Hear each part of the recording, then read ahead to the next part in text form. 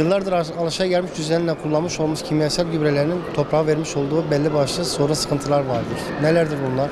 Kireç miktarının, tuz miktarının, pH gibi maddelerin yükselmesi, organik madde miktarının düşmesiyle topraklarımızda belirtilen oranlarda çoraklaşmalar meydana geldi. Çoraklaşmaların meydana gelmesiyle ekili olan alanlarda çonaj düşüklüğü, yani verim düşüklüğü dediğimiz tabirle sorunlar meydana geldi. Kullanmış olduğumuz ürünlerle %100 gübre siyah toprakla genellikle toprak değerlerimizi yükseltip topraklarımızı daha önceki ata topraklarımız olan verimli topraklara tekrardan kavuşturuyoruz. Topraktaki değerleri düşürüp toprağın organik madde miktarını artırıyoruz.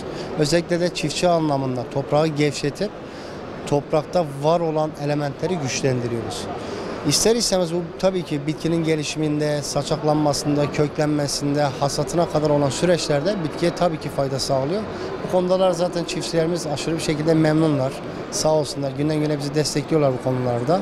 Üstten uygulamış olduğumuz, şöyle göstermiş olduğum ürünlerimizle de bitkinin ihtiyaç duyduğu, hangi evrede ihtiyaç duyduğu elementlerle, takviye ürünlerle biz destek sağlatıyoruz. Bu da alışagelmiş dışında bir tonajın artışına sebebiyet ediyorlar. Ne yapıyoruz? Artan maliyetler karşısında ne kadar da olsa çiftçinin maliyetinin yanında tonajını artırıp bir destek sağlamak yönünde çalışmalar sergiliyoruz bölgede.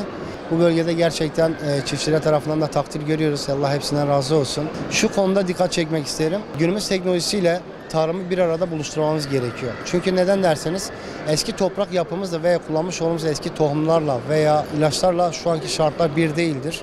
Biz tarımla teknolojiyi ne kadar bir arada tutabilirsek maliyette düşüklük, tonajda artışlık seviyetini yapabiliriz. Bu da ülke olarak, millet olarak, vatan olarak ihracat ve ithalatımızı dengeletir, etkiletir. Burada da çiftçiliğe yönelik bir geri dönüşüm sağlatırır. Bu ne kadar maliyet düşerse, verim tonajda ne kadar biz üst seviyelere limiti zorlarsak insanların tekrardan şehirlerden köylere dönüşleri de gerçekleşir. Bu konuda çiftçilerimize her zaman vermiş olduğum mesaj şudur. Bilinçli tarımda her zaman doğru gübrelemeyle, doğru sulamayla, doğru ilaçlama, doğru ekimle her şeyin başı doğru olduğu gibi bu tür şeylerde de bilinçli olarak yaparsak hem vatanımıza, hem milletimize, hem toprağımıza, hem mahsulümüze, ürünümüze katkı sağlamış, değer sağlamış oluruz tabii ki. Tarımdaki gösterilen en büyük hatalarından birkaçından şöyle bahsedeyim. En başta alışagelmiş düzeni devam ettirmemiz. Atadan babadan görmüş olduğumuz çiftçilikte o zamanın şartlarında tabii ki öyleydi. İmkan dardı, çeşit sınırlılığı azdı. Topraklarda bu kadar kullanmış olduğumuz alternatifler geniş değildi. İklimlerden kaynaklı problemler vardı. Alışagelmiş düzeni biz devam ettirdiğimiz sürece varacağımız nokta da belli bir seviyede, belli bir sınıra kadardır. Öncelikle toprak analizi yaptırmamız lazım. Toprakta eksik olan değerleri bilmemiz lazım. Bu birincisi. İkincisi doğru ekim, tohum belirleme, çıkan tohumların çimleme raporunu almamız ve kullanacağımız ürünlerin hangi evreden bitkiye ne katacağınız bilmemiz. Ben bunu her zaman söylüyorum. Çiftçimizden bilinçlenmek lazım. Doğru sulama yapmamız lazım. Salma sulamanın önüne geçmemiz lazım. Özellikle de damlama sistemlerinde biz teşviklerimiz, hükümetimiz, devletimiz konuda destek sağlıyor. Bu konuda altyapıları oluşturup çalışmalar sergilememiz lazım ve ihtiyaca yönelik yüklememiz lazım. Her şeyin ihtiyacından fazlası haramdır bildiğimiz gibi. Bitki alabildiği kadar çalışır. Şimdi kullanmış olduğumuz kimyasal gübreler verimli olan topraklarımızda artık çoraklaşmalara başladı.